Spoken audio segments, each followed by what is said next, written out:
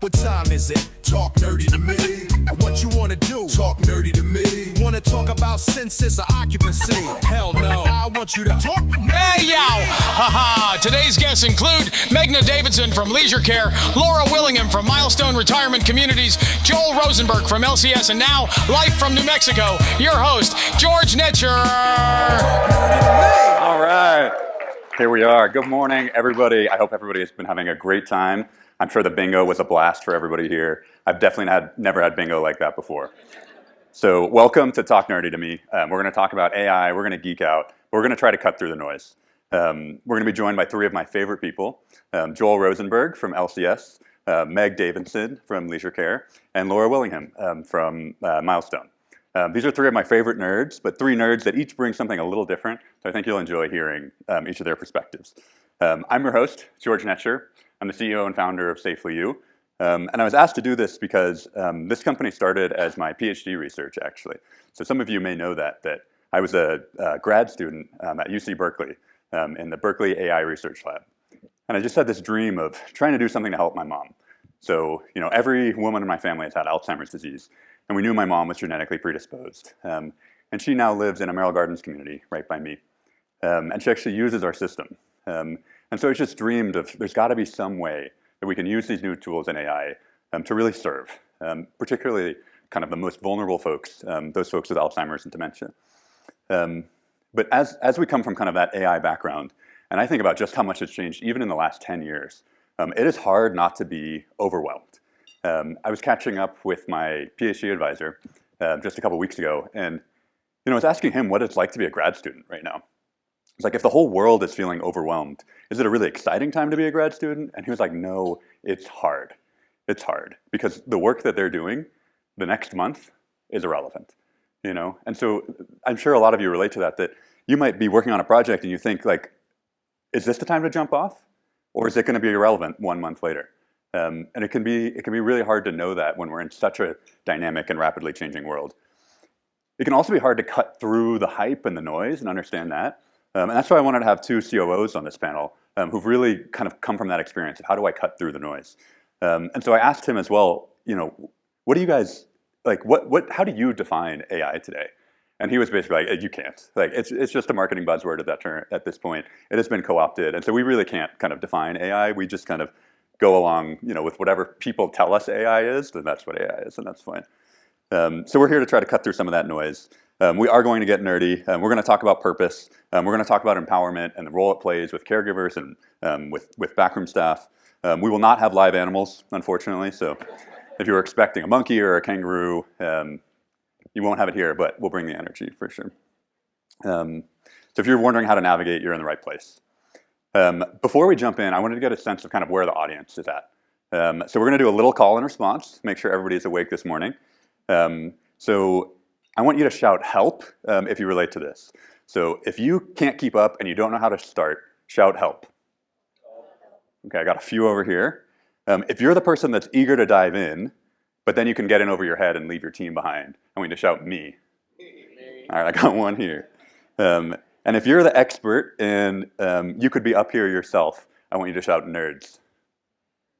I got one or two nerds. All right, well, you said the magic words, help me nerds. Let's kick off the session. Come on up, Joel.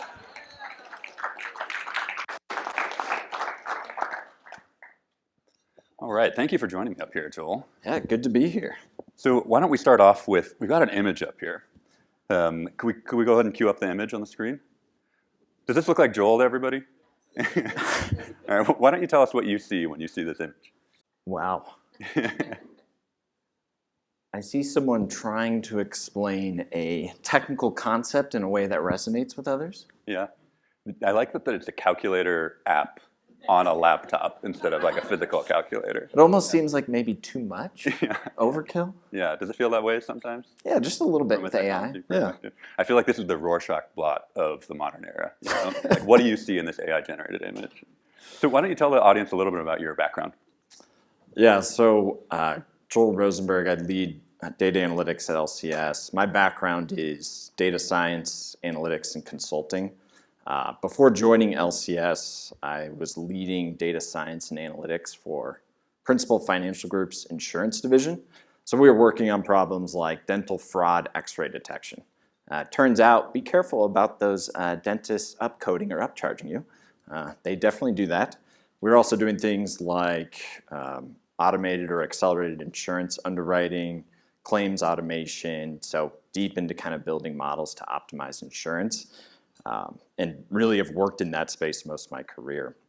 But I chose to leave Principal because I was looking to work in a more impactful and fulfilling space. I've always been passionate about using technology, data, AI to help drive results, but also wanted to do scratch the itch to do more and fill kind of that more humane side. Insurance, you can argue in different cuts, but not really that. So there was a job open at LCS 3 years ago, and it was really to help stand up data analytics and build out kind of a data science function. It's been a fun journey, and I'm really proud of where we're at today. It's really great to hear. And I think a lot of folks can relate of wanting to do something with purpose and how fulfilling working in this industry can be. I wanted to start talking a little bit about, as you came into LCS, I've heard you talk about the importance of quick wins. And I think a lot of folks in the audience may not have a nerd like you at the table. And so how do you come in and show the value of bringing AI and bringing data into an organization? Yeah, it's a great question. To me, it starts with, I think with AI in general, data analytics was the same way. What's the 1 to 2 questions that you're trying to solve? I think if you stay problem focused instead of the solution, that's where you get the furthest. So for us, within LCS, it was sales. We had a lot of data from our CRM system. We didn't have standardized reporting system. We didn't have any sort of lead scoring tools. We didn't have next best action tools. So my first year, it was building out kind of that whole data platform around our CRM and other marketing data. And then we built a one-stop shop to show kind of our different operational leaders as well as our regional sales and marketing teams, all those insights in one place. So it was Power BI. That was kind of within the first 6 months. And then after that, it was, I was really passionate about, there's a classical problem, lead scoring. I think everyone's heard of that within the sales cycle. And it's one I've worked on in a few different times, and I was excited about being in senior living. So we took that and we've built out a few different machine learning models there, including now working on recommending the next best activity. So for us, it was, I heard these needs from our senior leadership and executive team, and I came to understand that that data was the most readily available. We had a clear business problem. The business problem was trying to report on sales data, understand conversion rates, where your lost leads are going. It was really hard to do in our CRM. Okay, we can take that out, put it in one platform. Number 2 was, our community sales teams are super busy. How do we give them tools to help recommend next steps, where to focus on their time? And that was kind of the lead scoring piece. So we started on the sales side just because the last point I'll add there is I think the incentive structure within sales, just sales organizations in general, certainly senior living, AI tools are there to help them win and drive results, right? And ultimately, it's helping us serve more residents. So I think naturally, that's where you're going to find an easier way to implement these tools because the incentive structure is already there for those teams. And so were you able to show any kind of outcomes? Like what did you see from, as you were getting into the data and helping the sales team, were you able to see higher conversion rates or anything along those lines? Yeah, we have been able to. So with kind of the lead scoring tool I talked about, for kind of our high adopting communities, we saw about 2% increase in conversion rate from both inquiry to first tour and then tour to move-in. And we were able to actually then equate that to additional move-ins and tours. That's amazing. And then kind of tell me a little about your journey from there. So you came in and proved to the organization that I can really help. But I know when I was working in the PhD program, people in AI always lamented about how much AI is just used for advertising. That's like the classical use cases. I just want all of your information so I can understand you and sell you ads, And so I imagine you came in and you thought, like, as I get to know this industry, I'm going to see other opportunities. As you were coming into the industry with a bit of fresh eyes, what are the kinds of things where you were thinking like, oh, I see an opportunity here? Particularly around AI. Around AI, or use of data.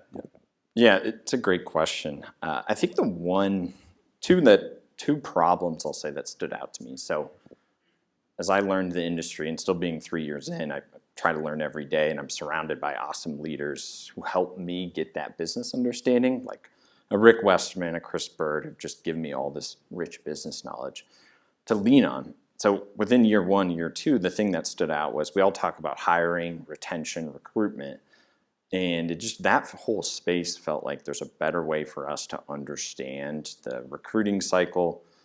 Then when someone comes and onboards, what drives retention, what motivates them to stay at your community, from, your frontline caretakers to your custodial staff to your executive directors.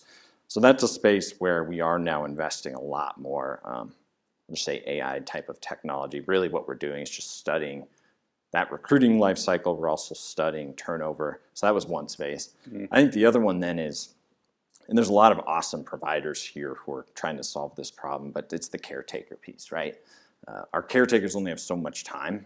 And it was really interesting to me as I visited our communities and got to spend time with our directors of nursing and their teams to understand just really how time intensive those caretaking positions are. So I think, and many in this room, and George, we've talked about this, and with your platform too, but how can we produce tools that make their jobs easier? And it's not, hey, here's an AI tool, go use it, but it's in a human designed way within their current processes, whether it's summarizing notes, help them understand, which resident may need an additional conversation or check-in that day. So that's just another space that we're doing a lot on, and we're really trying to get into independent living, because I think when you can understand the resident at the start of their journey in IL, you can do so much more to personalize your service offerings and be more proactive with how your caretakers service those residents. It's amazing. What a thought to have technology make your life easier. Is that what I heard you say? What an idea. Crazy. And why don't you tell me a little bit about when you're thinking about that resident journey, are the things you're thinking about from a care perspective? Are they from an engagement perspective? What are you thinking when you think about the resident experience? Yeah, great question. So for me, I think as an industry, we have a pretty good idea on like the care level changes, when and where that's happening. I think the kind of untapped potential and what we're trying to do a lot more of internally, not there yet by any means, but it's that whole well-being aspect. So bringing in our resident activity data, bringing in, POS systems, understanding, are they attending, the yoga that they were doing once a week? Are they still going to dinner with their friends, 2 to 4 times a week? Is that starting to slip?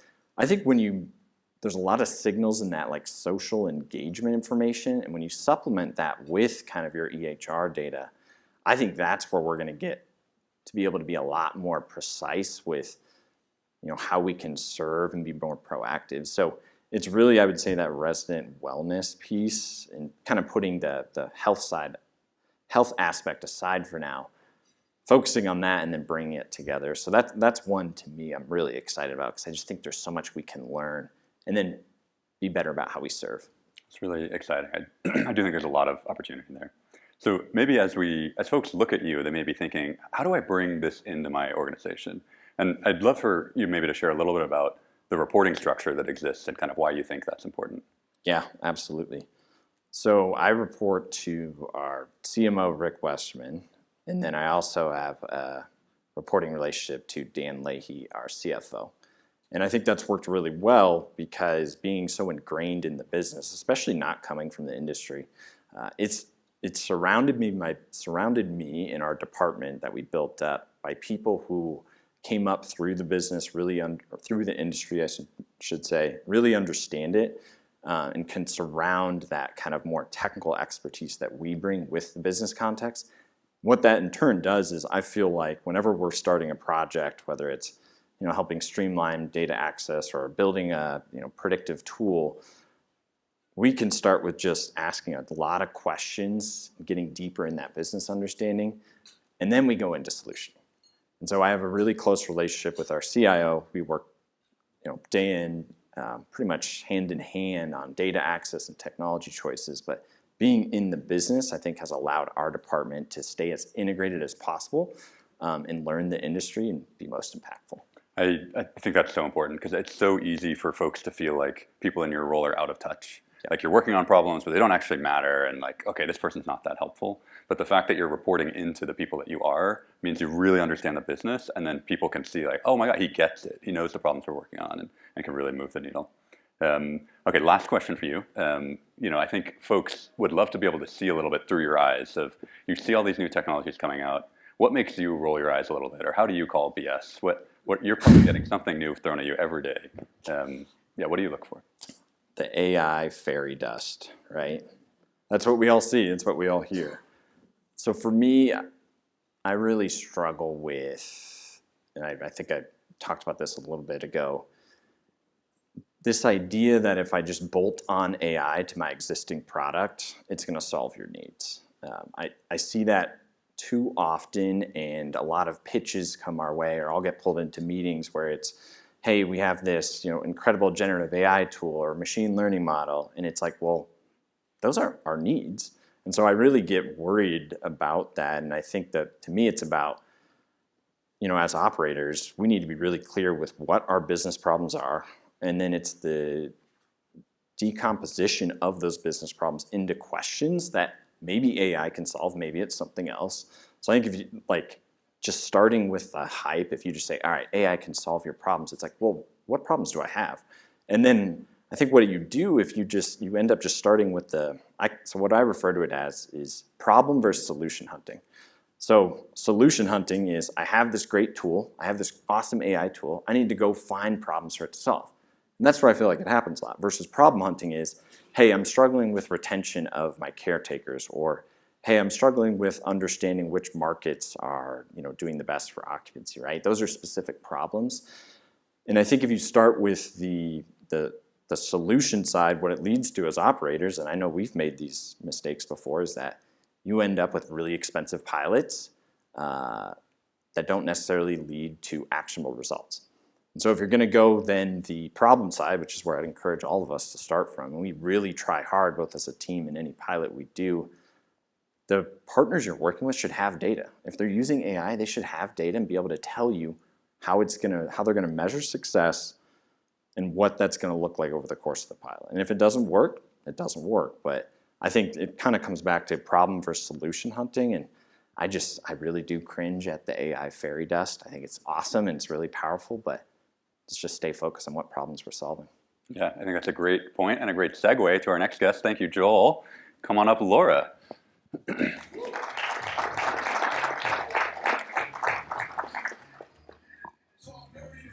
Thank you for joining us up here, Laura.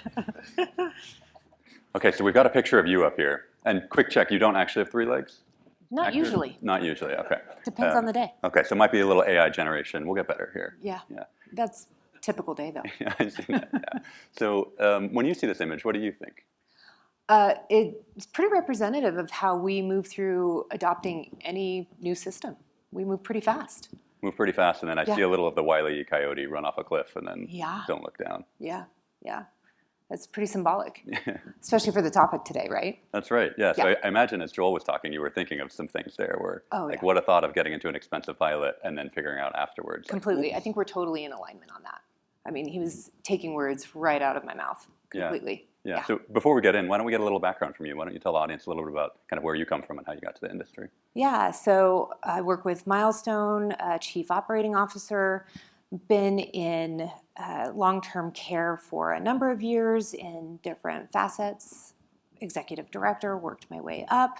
So I relate to this topic a lot because of the fact that I've been on the receiving end of a failed implementation. I've been that executive director with a rollout going, what are you doing? This makes no sense. You've just added a bunch of layers to work that are not going to help, and that frustration on the other end of it. And so it's, as I've grown up with the industry, that's been a core purpose for me to always keep in mind is this applicable in the field, as it were? So over the years, it's why I've become a nerd in asking the question, but why? Why do we need this? It's really important to me.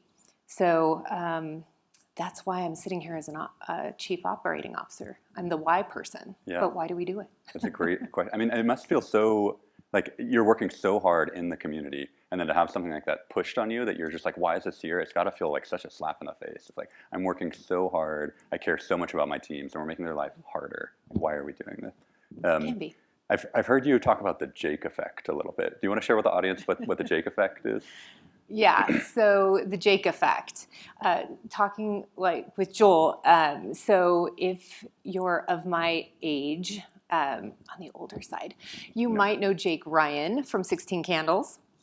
So I talk with my team all the time about selecting new tech, and you get the Jake effect. He was the cool guy that you either wanted to date or be, or know him and be his best buddy. I relate. Yeah, so right, it's the Jake effect. He had the hair, he had the car, he had the cool house and the party and all the things. He had the things. So when we often encounter a new potential partner, we have that same draw, the it factor. It's like, oh my gosh. And I have team members come to me frequently saying, oh my God, they have the dashboard. Like the dashboard. They're like, oh, it's going to solve everything. What do you mean? And it's the Jake effect, right? It's like, I met them at a conference, they're cool, they have all the things. And sometimes that can overtake that critical analysis of the why. Why do you need that? Why does that matter? And so we have to watch the Jake effect taking over, when really, if you've seen the show, the movie, polarizing characters, the geek might be the right guy. You might want to hang out with him. He might have the better things. He might be the a la carte guy that can offer more for you at the stage that you're at as an organization or for the problem that you're trying to solve. And you don't need all the things. Or Jake might be the right guy. And oftentimes, if you go rushing in to a relationship too fast, you're suddenly in an apartment with Jake a year later, and he doesn't like dogs, you like dogs, he bites his nails, that's super gross, you get the ick factor, now you're in this weird relationship, and then a year later you're like, it's weird because you're at a conference and you're now on the sly talking to another vendor, like, oh, I don't want to, it's awkward, don't talk to him, I'm talking over here. And you're in this weird space because you've invested all this time and money in a relationship that's just now awkward for you and the vendor partner because you didn't ask the right questions to begin with. I feel like I wish I had gotten this advice in high school. Yeah, It would have been helpful. Yeah. Especially that the geek can be the right guy. I would have liked to hear that. I mean, sometimes. Something to aspire to. Yeah. So how do you cut through that? Yeah. Having been burned, how do you? What were some of your lessons learned? How do I try to cut through it and make sure I'm asking the right question? Yeah, I think on both sides, it really requires discipline. And discipline in the sense of who are you as an organization at that time? We all change over time. So when you're entering into those conversations with your partner, you have a responsibility as an operator to understand what is it that you need and why do you need it. You have a responsibility to your field team to think about your core purpose, because some of the vendor partnerships will require you to change your operations a fair amount. So that could impact everything you do. There's a ripple effect to that. It might be appropriate to do that. It also might not be. And then the partner, if they're a really good partner, they're going to do discovery with you, and they're going to ask you a lot of questions, and you need to be open to that because they need to decide if they're appropriate for you at your stage. I think every partner has a place for us, and it's just a matter of timing and where you are and what you need to solve. So that's the way you stay out of the bad situation. Super helpful. What about so in the movie 16 Candles, does the geek have a name? No. He doesn't even have a name. No, it's just the geek. It's just the geek. Okay. Yeah. So what would you give to the geeks out there in the audience who might not be the Jake, but they are trying to serve the industry? Yeah, right. I think, one of the things that I have learned the hard way is we've partnered with some amazing vendors who let us be too headstrong sometimes. So for those that have worked with us, they know we are a headstrong organization, and we'll say, yeah, we can do the implementation. You don't need to do it. Just give us the playbook. We'll do it. And they've allowed us to do that. In some cases, they were trying to be too nice. They were trying to be all things to us. And I think that it's okay for a partner to say, we're really good at what we do. You need to allow us to do those things. You're really good at what you do. We're really good at what we do. So let's stick true to our purpose. So have more voice, be stronger in that voice as a vendor partner and own that versus trying to flex and be all the things to everyone, because that's where there's a false relationship that sets in. And that kind of goes into whether or not that partner is where they started. Are they a clinical partner that has adopted financial elements? Is it a financial partner that's adopted clinical elements? You really have to know each other and know what those things are, and then really truly vocalize those up front. That will help different partners that are emerging into the market, I think, because as operators, we're go-getters. We're going to get it done. So you really have to tell us what you're doing and what you can do really well.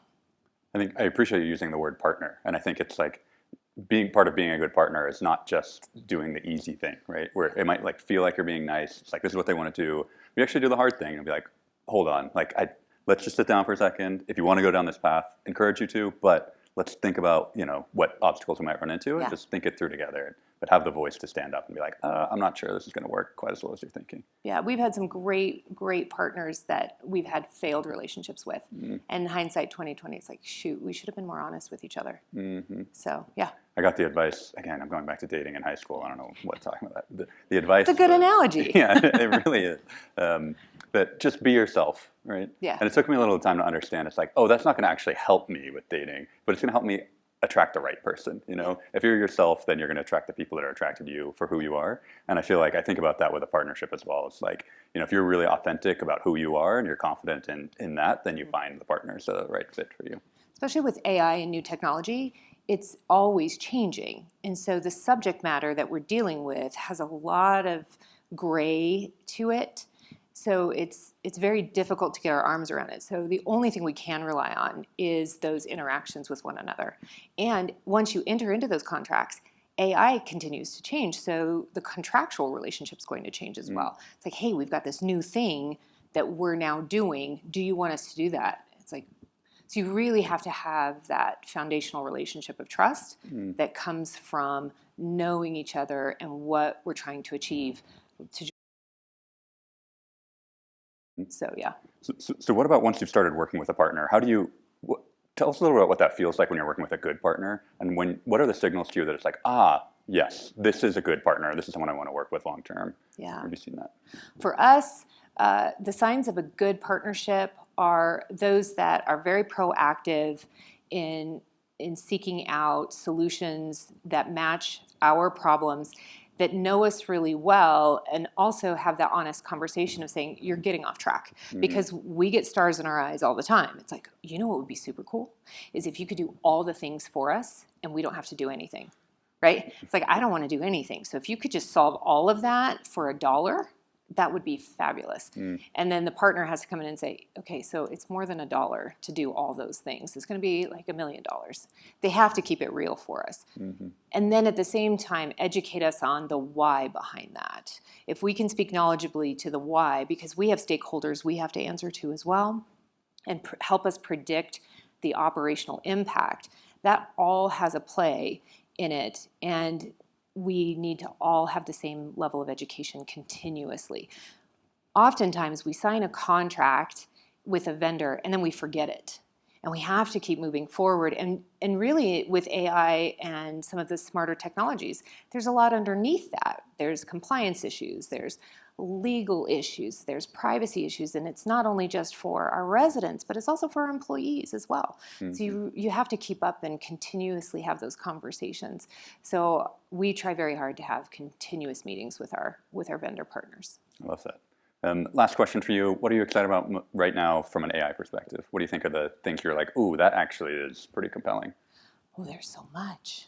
Yeah, I have definitely the Jake effect on a lot of things. But I'm really excited about some of the things that are coming forward with anything that can reduce clinical error right now, just because it's a huge risk corridor.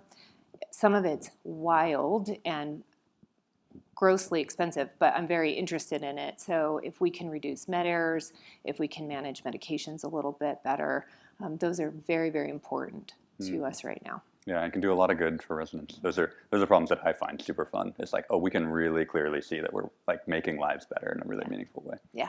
Okay, thank you, Laura. Yeah. Our next guest, we've got Meg. Come on up, Meg.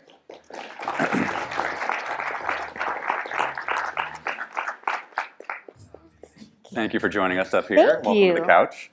Well, All good right, so morning. we've got an AI-generated image for you as well. Tell us a little about what you see here. Wow. Feeling overwhelmed, a lot coming at us, a lot of technology, and a lot of solutions. Yeah. Yeah. There's, you're in the water, but you're not drowning. And there's a router that might be like flying at your head. I think it's a router. Yeah. But you're got the cup of coffee. Yeah. You got it under control. Yeah. This feels like Meg. Does it feel right? Some days. Some days the water's a little higher, some Yeah, days some days. a little lower others. I feel like something should be crawling on me up here. I dreamt about it, so I feel like an animal's missing, so I'm we can trying get to get you a monkey comfortable. if that's what you need to be comfortable with here. Meg, Joel, or Laura, Joel, volunteers. Anyone want to crawl? No, just kidding. So tell us a little bit about your background. What brought you into the industry and kind of your path through the industry? Yeah, sure. Well, I'm Meg Davidson. I'm with Leisure Care, Chief Operating Officer. My background is actually the therapy world. So I went to school for physical therapy and joined Leisure Care 20 years ago.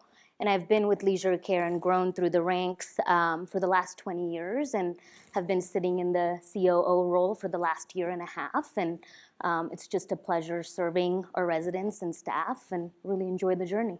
That's amazing. So similar to Laura, you grew up kind of through the industry. Yeah.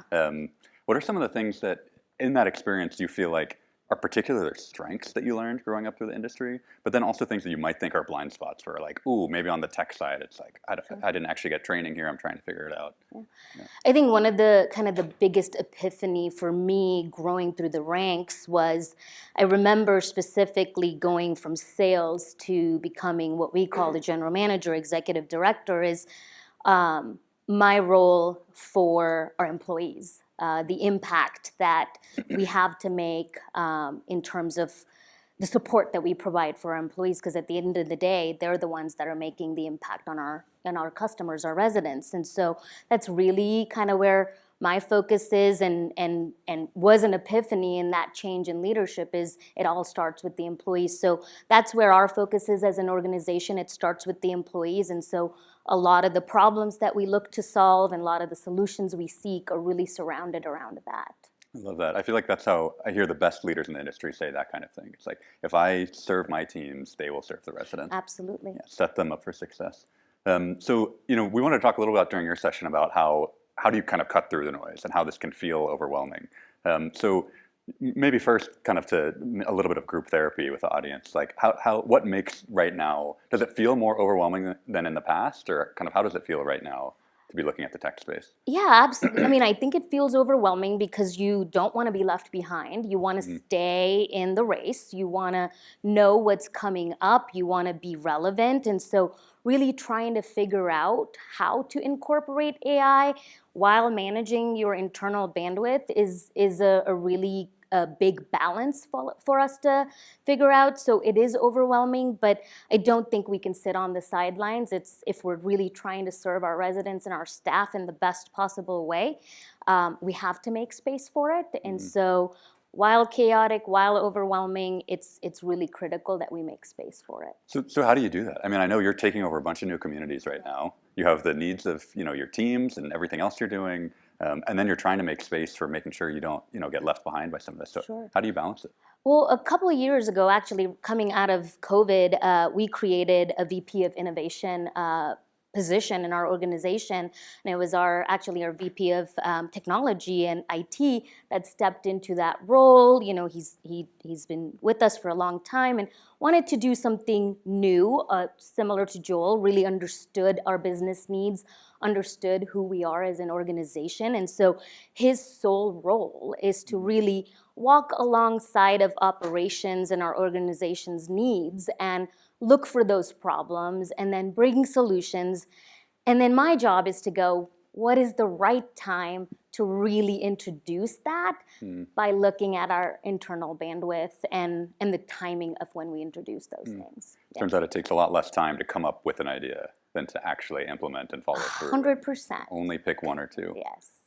So talking about that person, your VP of Innovation, I've heard you talk about that. He or she Does he actually go outside the industry? I think I've heard you talk about that. Yeah, Looking in the so next space. Jason Teisling is our VP of Innovation, and yeah, he attends a lot of conferences that are not just industry specific.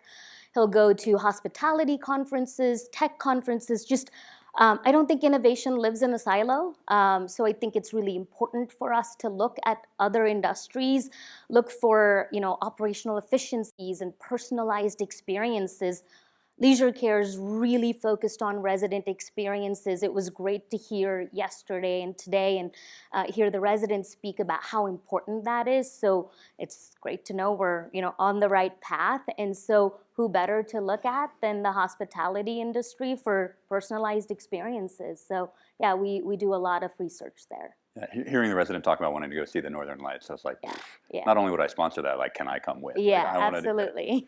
Are there any things that he's brought forward to you where you said, wow, like I don't think I would have seen this in the industry, and it's something that actually I think there's a lot of opportunity here? A lot. Currently, we're looking at probes that are being placed in our attic for sensing temperature changes that result in sprinkler leaks. I think we've all been through that, in the winter months that result in giant insurance claims. So random things like that. It's always shocking what he brings to the platform. I think we talked about smart toilets. That was always a really entertaining one, but lots of interesting things. But the probes are really something that we're working on right now to manage our risk at a property level. What is the worst idea he's brought forward to you? Oh gosh. Assume he's not going to watch this. Yeah. I don't think that there's really been a worse idea. I think they're all really exciting, innovations. It's a matter of, does it align with who we are and the problems that we're trying to solve? And at the end of the day, we're still looking for that human interaction and that space where there's a balance between AI and that interaction between our staff and residents. And that empathetic interaction is still at the forefront of what we deliver. Yeah, absolutely. It's about how do we serve, right? Absolutely. And how do we make it easier for the caregivers? And I couldn't agree more. So then as you see each of these potential ideas, when do you feel like it's the right time to jump in? Well, I think it's really. Is it like a gut feeling? Is it like you need to see the right amount of data? No, I think it's looking at the bandwidth. First and foremost, I think it has to start with buy-in. So one of the lessons learned from piloting things is we have to start with buy-in all the way to the line level employees. They have to understand the why behind why we're undergoing this, pilot, or why we're bringing on new technology. Every single person that's impacted by that has to understand the bigger why. And hopefully that is a positive impact on employees, positive impact on residents. And if they understand that, then the deployment of a pilot or a new program is much easier, because undoubtedly, you're going to run into challenges. We're all a little quirky. All of us operators are. And so our partners, that are really patient and flexible with us, really help make our jobs easier to adapt to all of our quirkiness, right? And I got to meet one of your EDs here yesterday afternoon, Yeah. and I think does she actually have the animals at our community today? Yes, I think she's in the audience, but the animals are headed to Fairwinds Rio Rancho today. Yes. That's amazing. I'm sure the residents will just, and I heard her saying that she was just saying that there's some new potential residents coming for a tour. She didn't necessarily say that it's like a month. Yeah, she just told the residents some new potential residents are coming to the community. They don't know, they have 4 legs, they hop, all of that good stuff. That's amazing. So, as I was listening to you guys talk, it was really cool to hear how you look to empower ideas at the community level as well. So maybe you could talk a little bit how you balance, coming from the top down, where there might be some things you want to do, but you don't necessarily want to push them down on people. And you want the right buy-in, but you also get ideas coming from the community level. And how do you make sure there's the right guardrails in place, or do you think about that? How do you think about kind of empowerment from the ground up? Yeah, 100%. I think growing through the organization, that's something I'm super passionate about. The last thing I want to do when I've been distant from, day-to-day operations in a community is push ideas that I think are great. So we actually have, focus groups from the community. We have a group of GMs, EDs that are at our organizations that are CEO level executive directors that we bring together, and they're really the ones bringing the problems to the table. And then when we come up with solutions, we're really introducing it to them first. We're really having good dialogue with them about, here are our options. What is your feedback? What are your thoughts? This is what the pilot would look like. And they're really giving us feedback. And then again, that buy-in is just that, tenfold, and then your pilot and implementation is just that much more successful. It's amazing. Yeah, there's nothing that feels better than feeling like I came up with this and 100%. Yeah. Okay, well, thank you. We're going to open up to the group. I've seen a lot of thoughtful nods from the rest of the couch, and now you guys get to actually speak with us all together.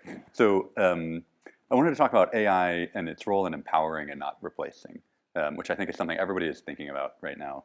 And how do we keep people at the center of innovation? And Joel, I think you wanted to kick this one off. How do you think about using AI more from an empowerment standpoint, how to empower a caregiver? Yeah, absolutely. So one, I think, specific initiative we're doing. So AI, I think of as kind of the catch-all term. Generative AI, right? That's kind of where the latest and greatest, I would say, hype cycle is happening. The ChatGPTs of the world, the co-pilots, agentic AI. The beginning of this year and late last year, working just hand in hand with Frank, our CIO, we really took a step back. So we saw these generative AI tools popping up more. We knew that we had community leaders using them, but we hadn't put together kind of a well articulated training plan. So we huddled together and we started developing an overall generative AI training plan. What it does is it outlines, we have a generative AI acceptable use policy. We kind of talk through the noise of the policy and just hit a couple of the key points. We go through prompt engineering, which is how do you best interact with AI tools. We introduce tools like Copilot. And then we actually have for each specific functional area, we just did this at our operations conference to all of our executive directors and administrators. We actually had 3 of them come on stage with us and show us and talk to us about how they're using these tools safely, securely, and innovatively. And I think we're starting to see a lot of success with that model. We're planning to do that for the rest of our corporate functions as well as our department heads throughout the year. And what we're just seeing is a lot of idea sharing. So on the activities or life enrichment directors, they're doing some really cool ideas for how to better engage our residents, personalized offerings. And again, we're in the people serving people business. I think with generative AI, it's about how do you just set up all employees for success? And I think someone mentioned it even the other day, could have been yesterday. Our future employees are going to want these tools. So I think it's important that we have them available, but it's just grounded in both the security side and also what are those core ways to use it. So that's a key focus for us as a company this year, and I'm excited about what we're seeing.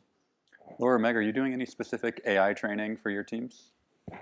Not specifically yet, but we're exploring how it will help us on the recruitment and retention of staff. That's our big focus right now.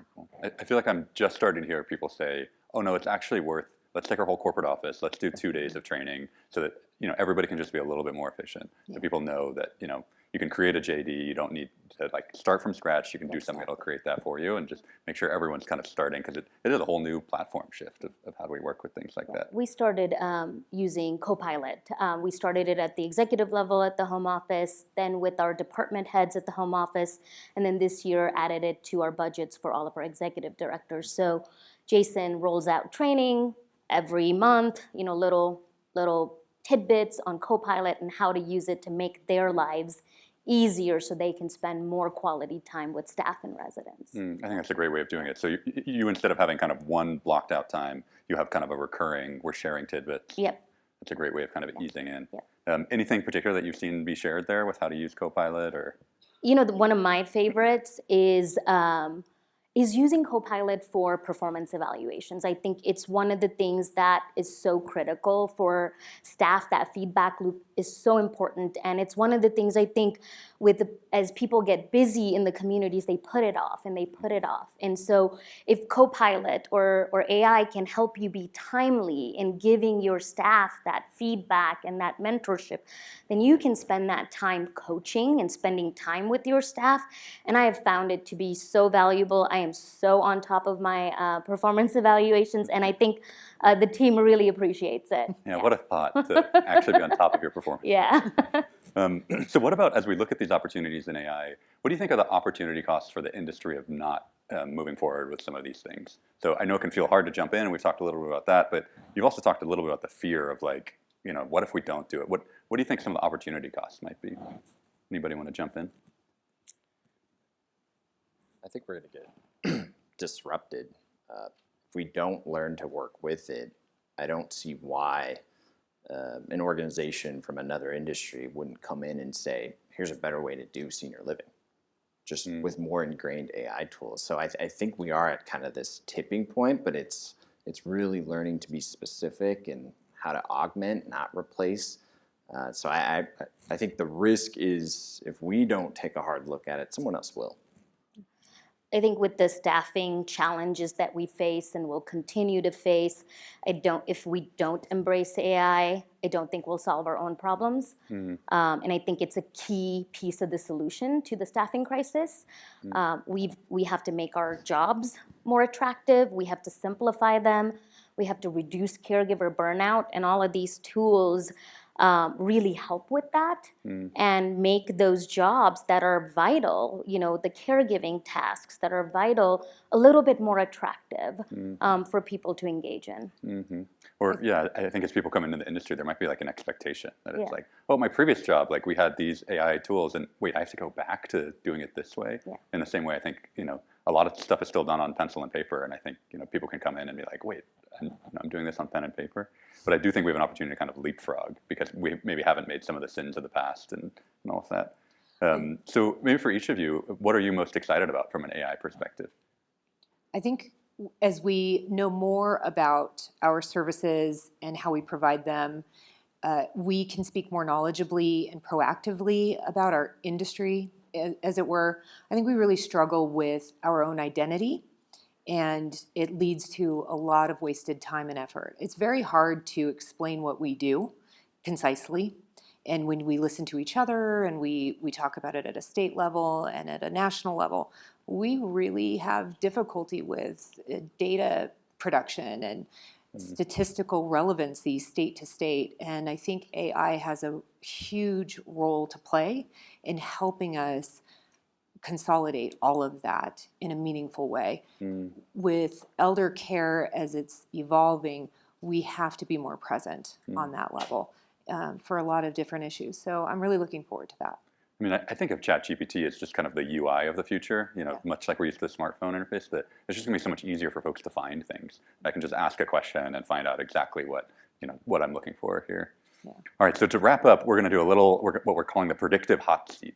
Okay, so I'm gonna ask each of you rapid fire questions, and we're gonna see just a quick answer on if we think this is gonna happen in the next 5 years. Okay, so by 2030, we're gonna look into our crystal balls. Okay, so first question, will robots replace caregivers? No. Meg? No. No. Okay. Which area will advance the most with AI? Sales, care, or operations? Why don't we start with you, Meg? I think sales and marketing. It's already on its way, and I think it's going to continue to grow at an exponential growth. Yeah. Laura? Agree. Agree. Joel? Yeah, I would agree. I think clinical's next, but there's so much more on the regulation, legal, and risk side that we have to be extremely mindful of. But agreed, it's sales and marketing. I mean, there's a reason you started there, right? Yeah, there is. What's one job that you think will be automated? 5 years, we're going to look back and be like, oh, remember when we used to have this? Why don't we start on your side, Joel? Thank you for that.